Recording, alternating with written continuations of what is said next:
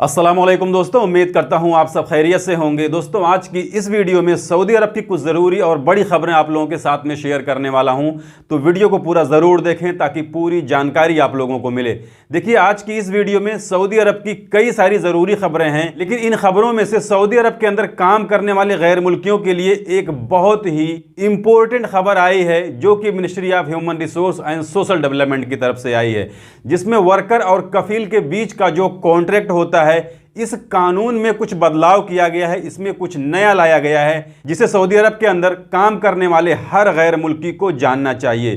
तो वीडियो को आखिर तक जरूर देखें ताकि पूरी बात समझ में आ जाए। तो पहले इसी अपडेट को मैं आप लोग के साथ में शेयर करता हूं। देखिए, ministry of human resource and social development की तरफ से एक नया कानून लाया गया है। यह कानून उन वर्करों के लिए है जो अपने काम से गैर हाजिर रहते हैं। एक तो हो गया काम से फरार हो जाना, जिसे हुरूब कहते हैं, और दूसरा हो गया काम से गैर हाजिर हो जाना, यानी काम से अब्सेंट हो जाना। तो इन दोनों में काफी फर्क है। तो हुरूब को छोड़ करके ये एक नया कानून इन्होंने लाया है जिसे हर काम करने वाले गैर मुल्की को जानना चाहिए। तो इसमें इन्होंने बताया है कि अगर कोई वर्कर काम से गैर हाजिर होता है, बार बार गैर हाजिर होता है, ड्यूटी बराबर नहीं करता है, तो उसके खिलाफ में उसका कफील, उसकी कंपनी एक्शन ले सकती है, जिसके लिए उस कफील को, उस कंपनी को मिनिस्ट्री ऑफ ह्यूमन रिसोर्स में कंप्लेन करना पड़ेगा। कंप्लेन करने के बाद में उस वर्कर का जो स्टेटस है वो काम से गैर हाजिर बताएगा, यानी काम से फरार नहीं बताएगा, हुरूब नहीं बताएगा, काम से गैर हाजिर बताएगा। कंप्लेन करने के बाद में वर्कर के ऊपर से कंपनी और कफील की जिम्मेदारी पूरी तरीके से खत्म हो जाएगी। इसके बाद में कफील या कंपनी दूसरा वर्कर तलाश कर सकती है, दूसरे आदमी को उस वर्कर की जगह पर नौकरी दे सकती है, और उस वर्कर के पास में 60 दिन का टाइम मिलेगा कि वो खुरूज नहाई चला जाए, या फिर उसे 15 दिन का टाइम मिलेगा कि वो कहीं दूसरी जगह नकल कफाला ले ले। अगर वो 60 दिन के अंदर खुरूज नहाई नहीं जाता है या 15 दिन के अंदर वो नकल कफाला नहीं लेता है, तो फिर उसका स्टेटस सिस्टम के अंदर हुरूब वाला बताना शुरू कर देगा कि ये आदमी भाग गया है, काम से फरार हो गया है। तो देखिए, मैं इसमें बताना चाहता हूं कि जो लोग अपनी कंपनियों में काम नहीं करना चाहते हैं, मजबूरी में कर रहे हैं, वही लोग बार बार गैर हाजिर रहते हैं, तो उनके लिए ये एक बड़ा अच्छा मौका है, ये एक बड़ा अच्छा कानून है। अगर वो काम से बार बार गैर हाजिर रहते हैं तो वो नया कफील ढूंढ लें, नई कंपनी ढूंढ लें। जैसे ही उनका कफील उनके ऊपर काम से गैर हाजिर वाली complain ministry of human resource को करता है और सिस्टम में ये दिखाने लगता है कि ये आदमी काम से गैर हाजिर है, तो फौरन 15 दिन के अंदर वो दूसरी कंपनी में नकल कफाला ले लें। अगर वो 15 दिन के अंदर नकल कफाला नहीं ले रहे हैं तो फिर वो 60 दिन के अंदर खुरूज नहाई निकल जाएं। तो इसमें कहीं ना कहीं दोनों का फायदा है, कफील को भी फायदा है और वर्कर को भी फायदा है।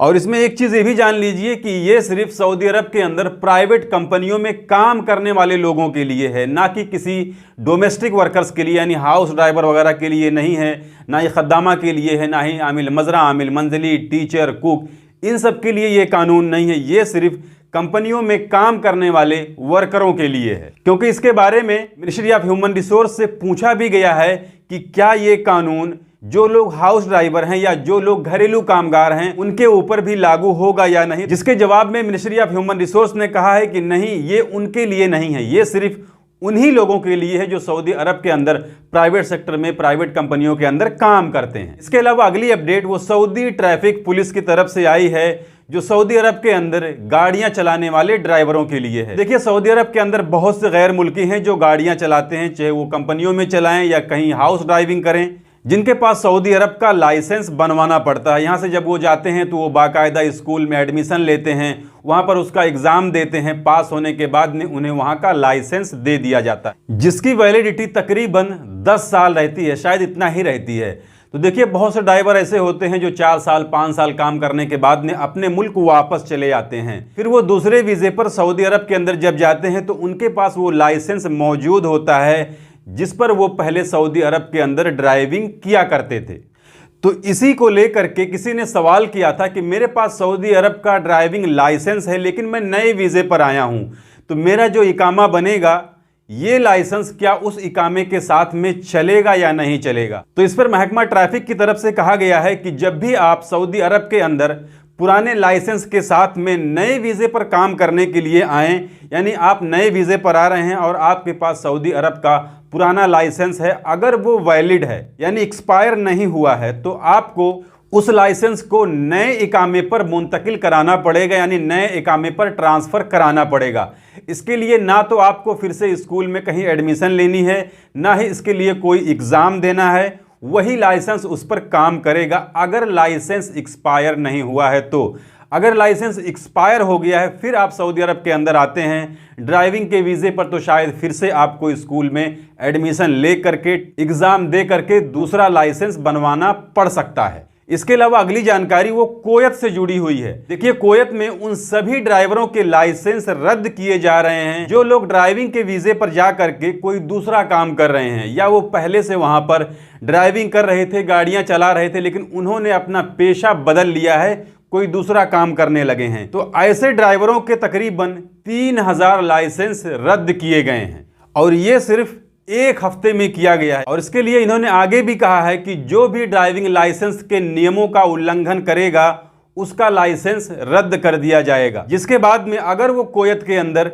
गाड़ियां चलाता हुआ पकड़ा जाएगा, ड्राइविंग करता हुआ पकड़ा जाएगा, तो फिर उसे कोयत से डिपोर्ट कर दिया जाएगा, यानी मुल्क बदर करके वहां से निकाल दिया जाएगा, जिसके बाद में फिर वो कोयत काम करने के लिए नहीं जा सकता है। तो ये थी आज की इस वीडियो में गैर मुल्कियों से जुड़ी कुछ ज़रूरी खबरें, जिसे मैंने आपके साथ में शेयर कर दी। जानकारी अच्छी लगी है तो वीडियो को लाइक कर दीजिए। चैनल को अगर अभी तक आपने सब्सक्राइब नहीं किया है तो चैनल को सब्सक्राइब करके बेल आइकन को प्रेस करके ऑल पे ज़रूर सिलेक्ट कर लीजिए, ताकि हमारे आने वाली और भी दूसरी नई वीडियोज़ की नोटिफिकेशन आपको मिले। क्योंकि सऊदी अरब के अंदर काम करने वाले गैर मुल्कियों से जुड़ी जितनी भी ज़रूरी खबरें होती हैं वो मैं डेली अपने इस चैनल पर लाते रहता हूँ। तो आज की इस वीडियो में बस इतना ही। मिलते हैं फिर अगली वीडियो में, तब तक के लिए इजाज़त दीजिए।